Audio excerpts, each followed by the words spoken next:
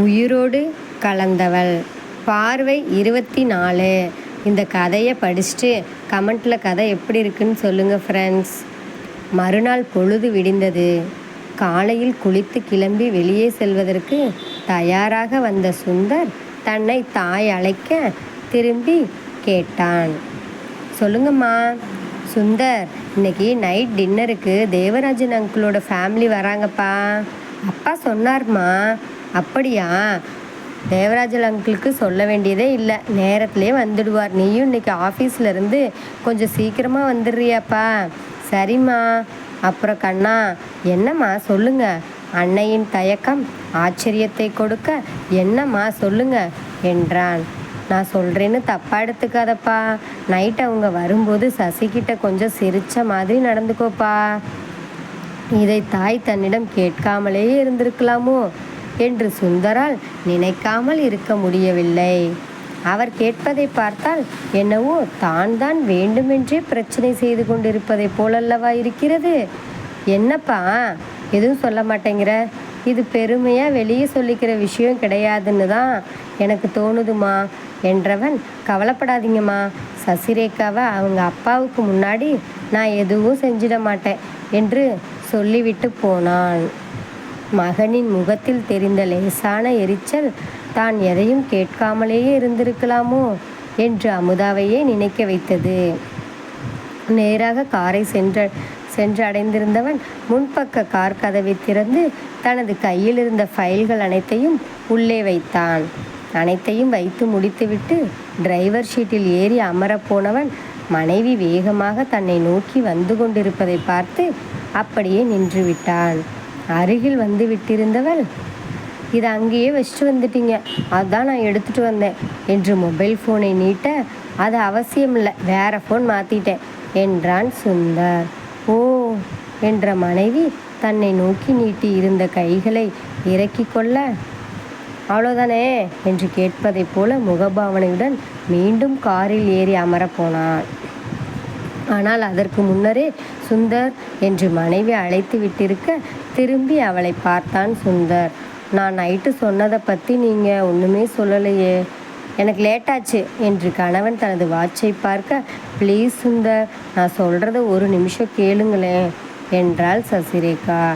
மனைவியின் கெஞ்சலும் அவளது கண்களில் மாறி மாறி தோன்றிய ஆசையும் நிராசையும் மறுத்து எதையோ சொல்வதற்காக வாயை திறக்க போனவனை தடுத்து விட்டிருந்தன. நான் ரொம்பவும் முட்டாள்தனமாக தான் நடந்துகிட்ருக்கேன் சுந்தர். என் மேலே உங்களுக்கு இருக்கிற கோபம் நியாயமானது தான். அதுக்காக என்னை சுத்தமாகவே வெறுத்துடுவீங்களா சுந்தர்? பொடி பொடியாக மனைவியின் உடலில் ஆங்காங்கே தெரிந்த வியர்வை துளிகளும் ஓடி வந்ததில் ஏறி இறங்கி அவளது மார்பு கூடும் தன்னை என்னென்னவோ செய்ய, என்ன பண்ணுறது, நினைக்கிறப்பெல்லாம் மனசை மாற்றிக்கிற சக்தி எனக்கு இல்லையே என்றவன் உள்ளே டிரைவர் சீட்டில் ஏறி அமர்ந்து காரை ஸ்டார்ட் செய்திருந்தான். செய்வதையெல்லாம் செய்துவிட்டு தழுக்காக ஒரு சாரி கேட்பவர்களை கண்டாலே சுந்தருக்கு எப்போதும் பிடிக்காது. ஆனால் மனைவியின் விஷயத்தில் அவளும் ஒன்றும் நிம்மதியாக இருப்பது போல தெரியவில்லையே. தனது தாயின் அரவணைப்பாவது கிடைத்து கொண்டிருக்கிறதே என்ற நிம்மதியுடன் மனைவியை தொடர்ந்து அலட்சியப்படுத்தி கொண்டிருந்தவனுக்கு இப்பொழுது சில நாட்களாக அதுவும் இல்லை என்பது கண்கூடாகவே தெரிந்தது. அதற்கு காரணம் என்னவென்பதும் அவனுக்கு தெரிந்தேதான் இருந்தது. தன்னையே என்னவென்று கேட்டுவிடும் இந்துமதிக்கும் அஞ்சலிக்கும் தனது மனைவி மட்டும் எம்மாத்திரம். ஆனாலும் எனக்கு தெரிந்து ஒருத்தி, தெரியாமல் இன்னும் எத்தனை பேரோ என்று மனைவி சொன்னது மட்டும் மீண்டும் மீண்டும் நினைவுக்கு வந்து சுந்தரின் மனதை இளக விடாமல் செய்து கொண்டிருந்தது. படட்டும், நன்றாகவே படட்டும். யோசிக்காமல் தான் பேசிவிட்டதை நினைத்து இன்னும் ஒவ்வொரு நாளும் வருந்தட்டும். எவ்வளவு திமிராக இன்னும் என்னென்னவெல்லாம் பேசினாள். உள்ளே ஒரு ஓரத்தில் சற்றே இளகத் தொடங்கியிருந்த மனதை மீண்டும் கல்லாக்கி கொண்டான் சுந்தர். அன்று இரவு சுந்தர் வீட்டுக்கு வரும்போதே விருந்தினர்கள் அனைவரும் வந்திருந்தனர். அவனது தந்தை ஏற்கனவே கிளம்பி வந்திருக்க கடைசியாக வந்த அவனுக்கும் ஏக வரவேற்பு கிடைத்தது. தேவராஜ், நாங்கள் வீட்டிலிருந்து அனைவருமே வந்திருக்க தேவராஜன் அங்கிளின் வீட்டிலிருந்து அனைவருமே வந்திருக்க முக்கியமாக வந்திருந்த இளையவர்களுடன் நல்ல தோழமையுடன் வெகு சுவாரஸ்யமாக பேச ஆரம்பித்திருந்தான் சுந்தர். சசிரேகாவுக்குத்தான் தனது தந்தையை தவிர மற்ற யாரையுமே அவ்வளவாக தெரிந்திருக்கவில்லை. ஆனாலும் வந்திருந்தவர்கள் அனைவரும் தன்னிடம் நன்றாக பேசிவிட்டு போனதில் மனதிற்கு சற்று இதமாக உணர்ந்தாள். ஆனால் என்ன தடுத்தும் அவர்களை பார்க்கும்போது தனது தாய்ப்பட்ட வேதனைகள் தான் நினைவுக்கு வந்தன சசிரேகாவுக்கு. இவர்கள் அனைவரும் குடும்பத்துடன் எவ்வளவு சந்தோஷமாக இருக்கிறார்கள். ஆனால் தனக்கு தெரிந்தவரை தன்னுடைய அன்னை தனக்காக மட்டும்தான் முகத்தில் சிரிப்பை பூசியிருந்தார்களோ என்று அவளால் நினைக்காமல் இருக்க முடியவில்லை. தந்தையுடனான சந்தோஷமான நினைவுகளை பற்றி ஒரு சில முறை தனது அன்னை சொல்லி கேட்டது அப்பொழுது பார்த்து நினைவுக்கு வந்தது அவளுக்கு. அளவுக்கு அதிகமான அன்பு வைத்துவிட்ட காரணத்தினால்தான் தனது தந்தை செய்த தவறை தனது தாயால் சுத்தமாக மறந்துவிட முடியவில்லையோ? அதிக அன்பு வைத்துவிட்டவர்கள் பொய்த்து போகும்போது அதை யாராலுமே தாங்கிக் கொள்ள முடியாதோ?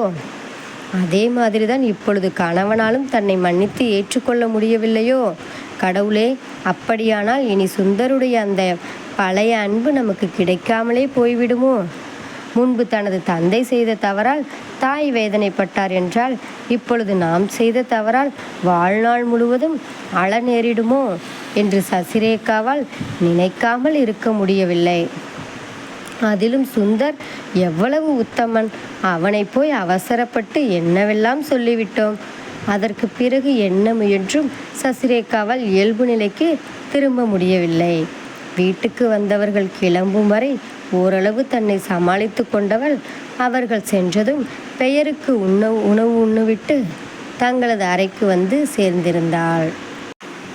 தனது தந்தை முதல் வந்திருந்தவர்கள் அனைவரிடமும் நன்றாக சிரித்து பேசிய கணவனின் முகமே மீண்டும் மீண்டும் நினைவுக்கு வந்து கொண்டே இருக்க, அப்பொழுது இருக்கும் மனநிலைக்கு அவன் தன்னிடம் எரிந்து விழுந்தால் கூட அதை தன்னால் சுத்தமாக தாங்கிக் கொள்ள முடியாது என்று மொட்டை மாடிக்கு சென்றிருந்தாள்.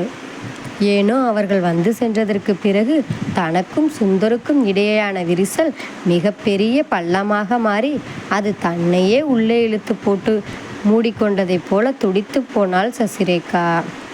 அம்மா, நீங்களும் எந்த ஆதரவுமின்றி இப்படித்தான் ஒவ்வொரு நாளும் துடித்தீர்களா என்று வெகுநேரம் எதையெதையோ எண்ணிக்கொண்டிருந்ததில் மனம் மிகவும் பாரமாகிவிட தன்னை அறியாமலேயே கதறி அழ ஆரம்பித்திருந்தாள் சசிரேகா.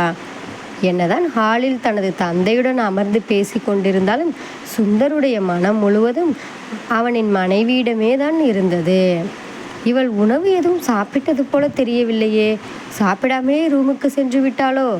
தினமும் இப்படித்தான் செய்து கொண்டிருக்கிறாளோ என்று மனதிற்குள்ளேயே நினைத்து கொண்டிருந்தான் சுந்தர். அடுத்த வினாடியே சரிப்பா, நம்ம நாளைக்கு பேசிக்கலாம் என்று எழுந்தும் விட்டிருந்தான்.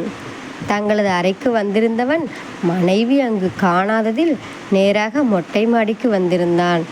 எதிர்பார்த்தது போலவே மனைவி அங்கு இருக்க முழங்கால்களில் முகம் புதைத்து கொண்டு அழுகையில் குலுங்கும் அவளது முதுகுதான் சுந்தருக்கு முதலில் தென்பட்டது. சசி, சசி! அருகில் சென்று மனைவியின் முதுகை தொட்டு அழைத்தான் சுந்தர். தன்னை நிமிர்ந்து பார்த்தவளின் கண்களில் இருந்து தாரை தாரையாக கண்ணீர் வழிந்து கொண்டிருக்க, என்னாச்சு? அழுகையை முதல்ல நிறுத்து என்றான். தான் சொன்னதற்காக சில வினாடிகள் மட்டுமே அழுகையை கட்டுப்படுத்தி கொண்ட மனைவி மீண்டும் அழ ஆரம்பித்திருக்க சற்று சத்தமாக மனைவியை அழைத்தான். எதுக்கு இப்படி அழுதுட்டே இருக்க? முதல்ல எழுந்து உள்ளவா. கணவனின் அதட்டலில் கண்களை துடைத்து கொண்டவள், நான் அப்புறமா வரேன் நீ என்றாள். ஏன் இப்போ என்ன? முதல்ல எழுந்திரி. கணவனும் தானும் நகராமல் அங்கேயே நின்று கொண்டிருக்க உடனே எழுந்தாள் சசிரேகா. வேகமாக எழுந்ததாலோ என்னவோ தலை சுற்றி ஓரடி முன்னால் வந்து கீழே விழப்போன மனைவியை தன்மேலேயே தாங்கி கொண்டான் சுந்தர். ஆனால் அடுத்த வினாடியே தனக்குத்தானே சமாளித்து கொண்டவள் கணவனிடமிருந்து சற்று விலகியும் இருந்தாள். சாப்பிட்டியா? சாப்பிட்டாச்சு. எதுக்கு இங்கே பணியில் வந்து உட்கார்ந்துருக்கிற என்றவன் மனைவியின் கையை பிடித்து அழைத்து கொண்டு கீழே தங்களது அறைக்கு வந்தான். இனி அடுத்த தொடரில் பார்ப்போம். நன்றி.